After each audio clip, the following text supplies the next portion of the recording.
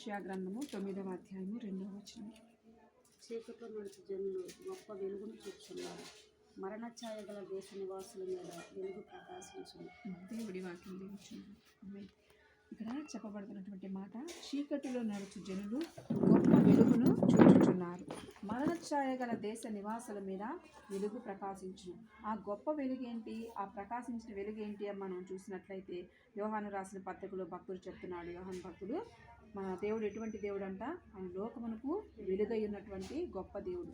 ఇక్కడ వెలుగును చూశారు అంటే ఒక లైట్ వేస్తే వెలుతురు వస్తుంది, ఆ వెలుగును చూడటం కాదు. కానీ ఆ గొప్ప వెలుగు ఏంటంటే మన దేవుడే. ఏ దేవుడిని అయితే మనం నమ్మి ఆరాధిస్తున్నామో ఆ దేవుడు వెలుగై ఉన్న దేవుడు, లోకమంతటికి వెలుగైన దేవుడు. ఒక లైట్ వేస్తే ఒక ఇంట్లోనే వెలుగు వస్తుందేమో, లేకపోతే ఒక గదిలో మాత్రమే వెలుగు వస్తుందేమో, కానీ మన దేవుడు ఎటువంటి దేవుడు, లోకమునికి సర్వలోకానికి వెలుగై ఉన్న గొప్ప దేవుడు అనమాట. ఆ గొప్ప వెలుగును చూశారంట ఎవరు? చీకటిలో నడిచే జనులు.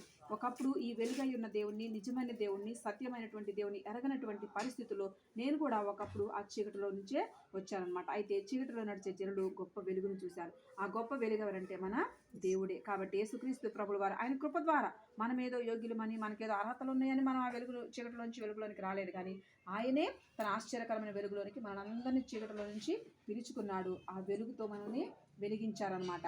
మరణ ఛాయ గల దేశ నివాసుల మీద వెలుగు ప్రకాశించును. ఒకప్పుడు జీవం అనేది తెలియదు.